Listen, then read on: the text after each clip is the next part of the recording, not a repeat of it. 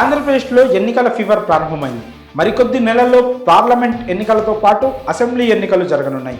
ఇక ఎలక్షన్లకు సమయం దగ్గర పడుతుండటంతో అన్ని పార్టీలు స్పీడ్ పెంచాయి. అధికార వైఎస్ఆర్సీపీ రానున్న ఎన్నికల్లో 175 స్థానాల్లో గెలిపే లక్ష్యంగా వ్యూహాలు రచిస్తోంది. ఇప్పటికే అభ్యర్థులను ప్రకటించే పనిలో వైసీపీ అధిష్టానం పడింది. చాలా స్థానాల్లో వైసీపీ మార్పులు చేర్పులు చేస్తూ ప్రత్యర్థి పార్టీలకు చుక్కలు చూపిస్తోంది.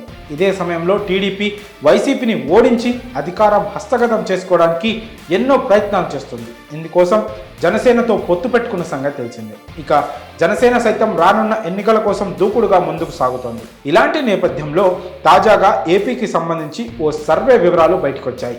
అందులో భారీ మెజార్టీతో సీఎం జగన్కే మరోసారి ప్రజలు అధికారం ఇస్తారని తేలింది. రానున్న ఏపీ అసెంబ్లీ ఎన్నికల్లో వైఎస్ఆర్సీపీ ఒకవైపు, మిగతా పార్టీలన్నీ ఒకవైపుగా పోటీ సాగనుందని స్పష్టంగా అర్థమవుతోంది. రానున్న ఎన్నికలను అన్ని పార్టీలు ప్రతిష్టాత్మకంగా తీసుకున్నాయి. గెలుపు కోసం శాయశక్తులా ప్రయత్నిస్తున్నాయి. ఈ క్రమంలో ఏపీలో త్వరలో జరగబోయే అసెంబ్లీ ఎన్నికల్లో ఏ పార్టీ విజయం సాధిస్తుంది, ఎంత శాతం ఓట్లు రాబడుతుంది, ఏపీకి కాబోయే ముఖ్యమంత్రి ఎవరు అనే అంశాల మీద political critic survey and analysis అనే సంస్థ సర్వే నిర్వహించింది. ఇప్పటికిప్పుడు ఎన్నికలు జరిగితే ఏ పార్టీ అధికారంలోకి వస్తుందని ఈ సర్వే తేల్చి చెప్పింది. మంగళవారం సాయంత్రం ఈ సర్వే ఫలితాలను విడుదల చేసింది. ఇక ఈ సర్వే సంస్థ వెల్లడించిన రిపోర్ట్ ప్రకారం రానున్న అసెంబ్లీ ఎన్నికల్లో వైసీపీ మరోసారి అధికారంలోకి వస్తుందని స్పష్టంగా తేలిపోయింది. ఇప్పటికిప్పుడు ఏపీలో ఎన్నికలు జరిగితే వైసీపీ 48% మేర ఓట్లు రాబట్టి మళ్ళీ అధికారంలోకి వస్తుందని సర్వే సంస్థ తేల్చింది. దీని ప్రకారం వైఎస్ జగన్మోహన్ రెడ్డి మరోసారి ముఖ్యమంత్రి పదవి చేపడతారని స్పష్టమవుతోంది.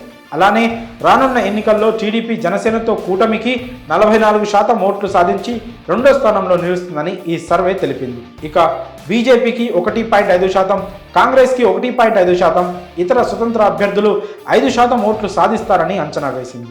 అలానే political critic survey and analysis నిర్వహించిన సర్వే ప్రకారం ఏపీ అసెంబ్లీ ఎన్నికల్లో ఏ పార్టీ ఎన్ని సీట్లు గెలుచుకుంటుందో ఇప్పుడు చూద్దాం. వైఎస్ఆర్సీపీ 115 నుంచి 120, అలానే టీడీపీ జనసేన కూటమికి 60 నుంచి 65 స్థానాలు గెలుచుకుంటాయని పేర్కొంది. అలానే బీజేపీ కాంగ్రెస్లకు ఒక్కో స్థానం కూడా రాదని ఈ సర్వే తేల్చి చెప్పింది.